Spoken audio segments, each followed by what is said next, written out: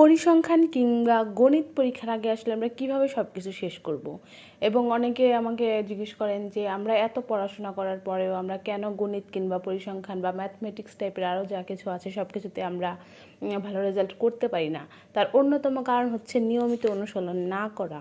তো এই যে দেখেন যে এখানে কয়েকটি খাতা, আমার একটা স্টুডেন্ট এইবার যে অনার্স থার্ড ইয়ারের যে পরিসংখ্যান পরীক্ষাটা হলো, জাস্ট এক সপ্তাহে 4টা-5টা খাতা শেষ করেছে।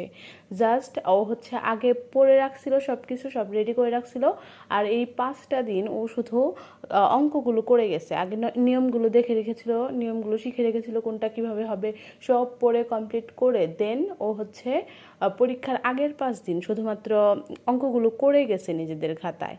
তো ওর হচ্ছে পরীক্ষার মধ্যে ও ও আমাকে এসে বলতেছে যে ও নাকি 80তে 80 পাবে, এরকম একটা সম্ভাবনাও ওর আছে। যদি রিটেন পার্টে যদি একটু একটু কম নাম্বার না দেয়, তো সেক্ষেত্রে ও 80তে 80 পেয়ে যাবে।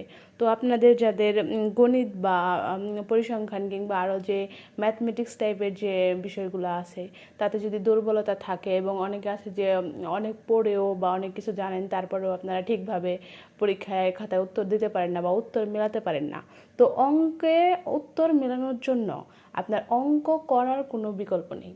কারণ আপনি মুখ দিয়ে যতই পড়েন বা ওইটা আপনার ব্রেনে যতই ঢুকান, কিন্তু আপনার প্র্যাকটিক্যাল যে বিষয়টা এটা আপনার অঙ্কের ক্ষেত্রে লাগবেই।